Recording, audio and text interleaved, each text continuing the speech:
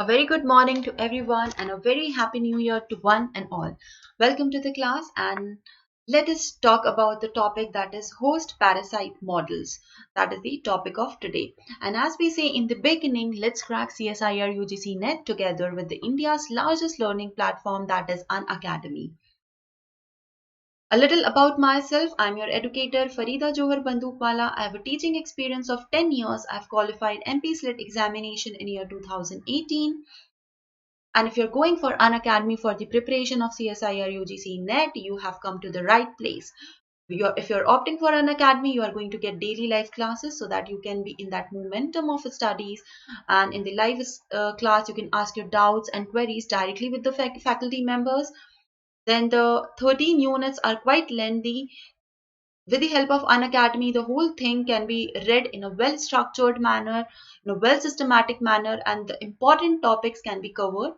And live tests and quizzes are taken by the educators so that you can evaluate yourself that how much you have learned so far, and you will have unlimited access for the category you have chosen for. So for, in our case, it is CSIR UGC net. You can watch the videos any number of times you want to, and you can watch the video of any educator you want to.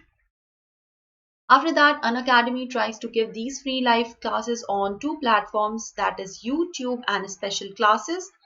So the classes which are conducted on YouTube are completely free. One of the free class you're watching now. And for watching the free YouTube class, you need to subscribe to the channel. That is the name of the channel where I take the classes is Let's Crack CSIR UGC Net. For getting the special classes, you need to download the Unacademy Learning app from the Google Play Store. Make your account over there and uh, then use my referral code FB01, because by using my referral code you will be able to get the free live classes, free special classes, and not only the classes done by me, but you can attend the classes done by other educators as well. You can attend the live classes or the classes which were previously live and which are recorded. So just go for the special classes, and Unacademy gives lot many things in these free live classes. After that, there is a plus subscription. This plus subscription is a paid subscription, but it is, trust me, the one of the best thing you can do for yourself in this new year is give yourself a gift of plus subscription. And recently a discount is going on, and very soon the prices are going to increase. For 12 months it is going to cost you 11,550 rupees, and for 24 months it is going to cost you 16,800 rupees. Very pocket friendly as compared to anything, and surplus knowledge is there.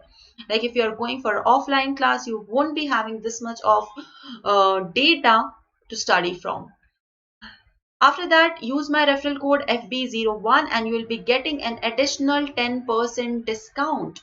So do not forget to use my referral code even for the plus subscription and for special classes, that is FB01. The courses are going to cost you 10,395 for 12 months and 15,120 rupees for 24 months, that is 2 years. And soon the prices are going to increase and you are going to get so many things just by one subscription, that is quizzes, mock tests, courses, batches, and study material in the format of PDF. And by taking the subscription, by using my referral code FB01, you can attend the classes of all the top educators which are teaching on the Unacademy. So just go for it. Now talking about host parasite model. Host parasite model. So see, in yesterday's class, we have talked about parasitism. We have talked in detail. We have covered host parasite types of parasitism. We have seen microparasites, we have seen macroparasites, we have seen parasitoids, then we have seen ectoparasites, then we have seen holoparasites, hemiparasites, and slaver parasites. Then kleptoparasitism we have seen, then we have seen brood parasitism, and then we have seen biological control. So if you haven't watched my video of yesterday, that is parasitism, go and watch that video and you will be able to understand so many things, and it is really very important according to the exam point of view. So just go for it. Now coming to the host parasite model. So host parasite models suggest many diseases need large host population to spread. What it suggests, this model suggests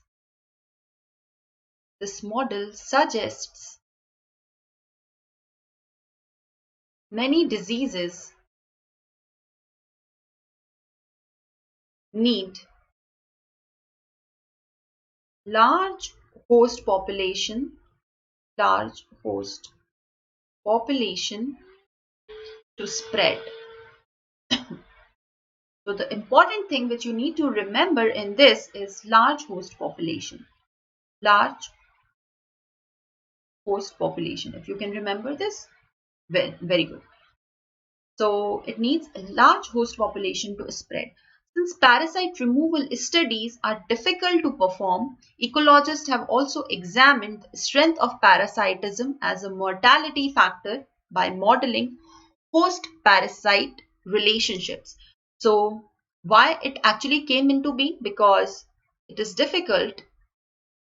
It is difficult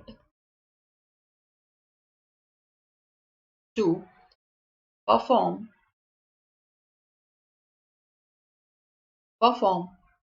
removal of parasites.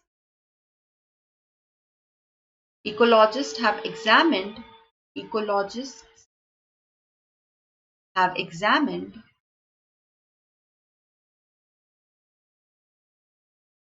strength of parasitism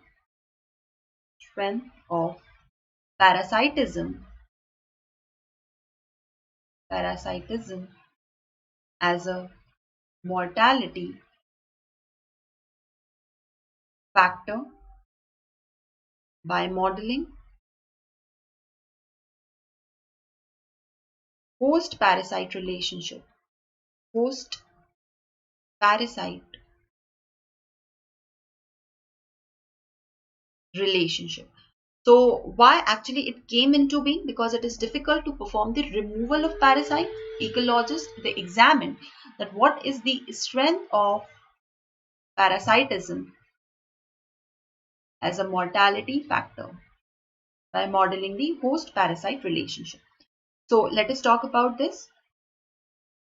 So models of the effect of parasites on host populations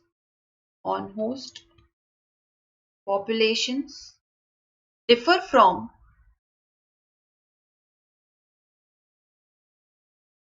prey predator models. So model of the effect of parasite on the host population obviously differ from prey predator models. And why do they actually differ is because of the following two reasons. The reasons they differ. So first reason, there are two specific reasons that we'll be talking about. Just a second. Yeah. So the life cycle of many parasites involve intermediate host. We have seen that in malarial parasites, they need intermediate host. So modeling parasite transmission between the various type of host can be extremely complex, involving densities of many hosts and parasites at several different stages. So one, because of need of more than one host. So it is difficult to calculate the density of many hosts and parasites at different stages. Then second, because of need of more than one host, density determination is difficult. After that, corresponding to the diseases, models of parasite population dynamics generally describe the parasite population growth by the average number of new cases of the disease that arise from each individual host rather than by the number of disease causing organism. Like in coronavirus also, we go for the one carrier, how many people it is infecting. So that way the model works. So corresponding to the diseases, model of parasite population dynamics describe actually about the population of the parasite growth by the new cases of the diseases that arise from the host rather than by the number of disease causing host. So uh, that is the second reason. Depends on number of cases rather than number of disease causing organisms. So we can designate the number of infecteds as RP, number of infecteds, number of infected as RP, and here the R stands for net reproductive rate. Net reproductive rate, and P stands for parasite. So number of infected will be represented as RP, and in this R stands for net reproductive rate and P will stand for parasite. So the transmission threshold which must be exceeding if a disease is to spread, right? Transmission threshold should exceed. So that is given by RP should be greater than 1. So let us write this statement that the transmission threshold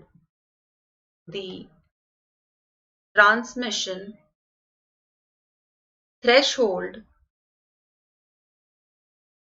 transmission threshold which must be exceeded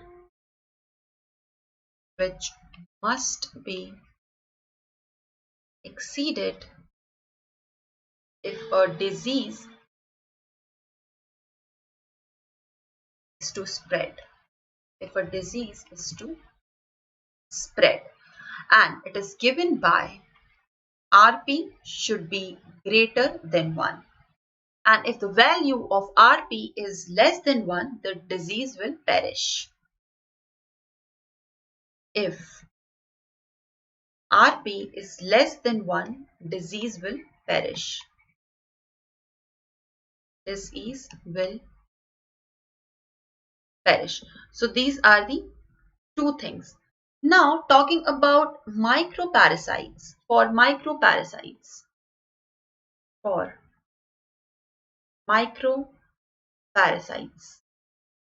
that are transmitted directly from host to host, RP is influenced by the following things. For microparasites in which transmission occurs from host to host, RP is influenced by three things. Let us see what are those three things.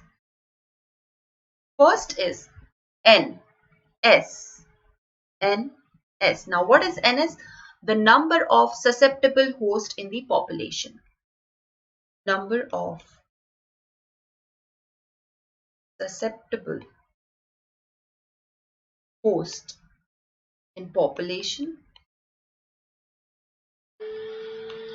Second thing, B, the transmission rate of disease. The transmission rate of disease, a quantity correlated with the frequency of host contact and infection of the disease. B, the transmission rate of disease. Third is L. L is the average period of time over which the infected host remains infectious. Average period for which infected host or organism host remains infectious, like for how long it is going to carry the disease and how long it is spreading the disease, average period for which the infected host remains infectious, how long it is carrying the disease, how long it is able to give that disease to others. So these are the three things: NS, that is number of susceptible hosts in population; B, transmission rate of disease; L, average period for which the infected host remains infectious. So now coming to the R value of RP. So the value of RP is related to these factors by the equation. RP is related to the factors in the following relationship. So what is that relationship? RP is equal to NS, B and L. This is the equation. So RP is the number of infected, is going to be the result of the number of susceptibles, transmission rate, and for how long a person is infected. So there can be three generalizations which can be made from this formula. Let us talk about those three generalizations. Three generalizations developed from the above formula. So first generalization, as L, the period during which the host is infectious, upsurges, RP also increases. As L,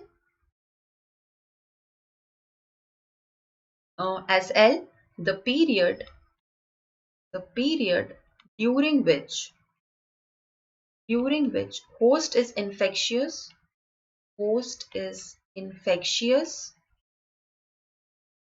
increases RP. An efficient parasite therefore keeps its host alive for a long time so that its number can increase. In extreme, some of the host remains infectious even after they are dead. Like in the case of coronavirus, they wrap the whole body in that black polythene and they don't let you touch, because even after that it can be contagious. So even after death, the organism can be transmitted, the pathogen can be transmitted. For example, coronavirus, example, coronavirus, and other example is fungal parasites. Leave resting spores on the dead body. So fungal parasites or fungal spores. So this is the first generalization. Talking about the second generalization, if diseases are highly infectious, that is, if B is large, the R is going to increase. Let us see. If disease is highly infectious, that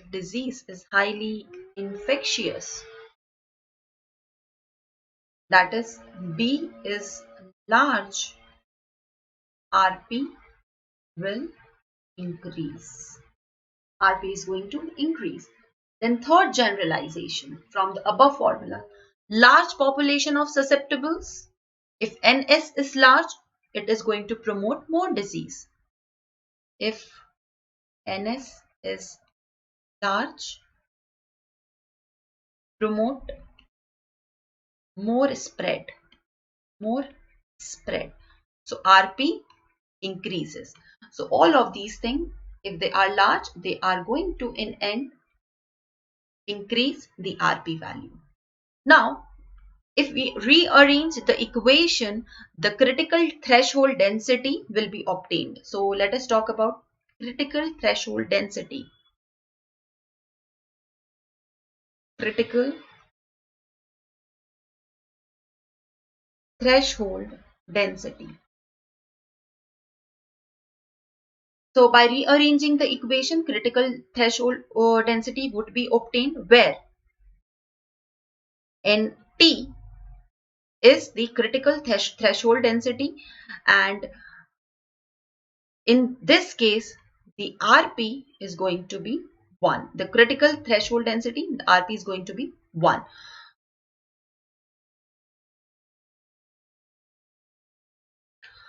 So NT, critical threshold density, is estimate of the number of susceptible hosts needed to maintain the parasite population at a constant rate. So how it is going to look like, this NT? So let us just rub this here. So NT is equal to, when RP becomes 1, NT will be 1 upon BL. That means NT is an estimate. It's an estimate. An estimate of the number of susceptible hosts needed to maintain the parasite population at a constant size. So NT is going to be 1 upon BL, and this we are seeing critical threshold density. So if B or L is large, N is going to be small. It is going to be vice versa. Now let us see one of the example for this. For example, if B is 0.1 and L is 0.01, so NT is going to be 1 upon 0.1 into 0.01.